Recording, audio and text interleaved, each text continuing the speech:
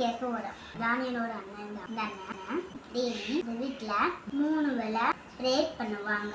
அந்த அண்ணனை வந்து ஒரு ராஜாவுக்கு ரொம்ப பிடிக்கும். ராஜா வந்து தானியன் மேல காசுமா இருக்கிறது அவங்களோட எனிமீஸ்க்கு பிடிக்கல. எனிமீஸ் ராஜா கிட்ட போய் ரூல்ஸ் கொண்டு வந்தாங்க. அது என்ன ரூல்ஸ்னா, ராஜா மட்டும்தான் கூமரணும் வழங்கணும் அப்படின்னு ரூல்ஸ் கொண்டு வந்தாங்க.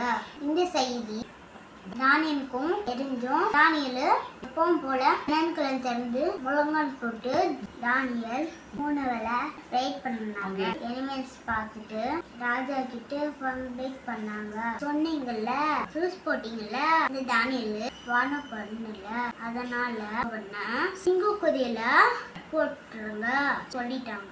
எனிமீஸ்னா தானியத்தை பத்தி அப்படி கிட்ட சொன்னோடனே ராஜாவுக்கு ரொம்ப இஷ்டமா இருந்துச்சு. ராஜா வளர்த்துட்டோட தானியல்ல சிங்க கருவியில போட்டுட்டு வளர்த்துட்டா போயிட்டாரு. நைட்னா ராஜா தூங்கவே இல்லை. தானியல் சிங்க கதீப்ல நானே என்ன ஆச்சோ அப்படின்னு ரொம்ப கவலையா இருந்தாரு. அப்புறம் காலையில சீக்கிரமா எழுந்துட்டு தானியல் சிங்க கொதியில வந்து தானியலே நல்லா இருக்கியா அப்படின்னு கேட்டாரு.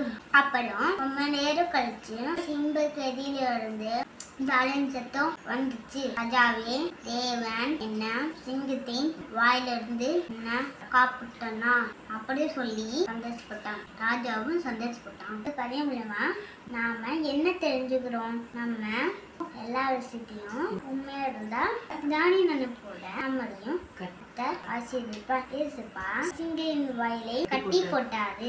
அதே போல நம்மளுவாக்கி இருக்கிற எல்லா காரியத்தையும் மாட்டிக்கொள்வார். உண்மையல் மனுஷன் பரிபூரண ஆசீர்வாதம் பெறுவான்.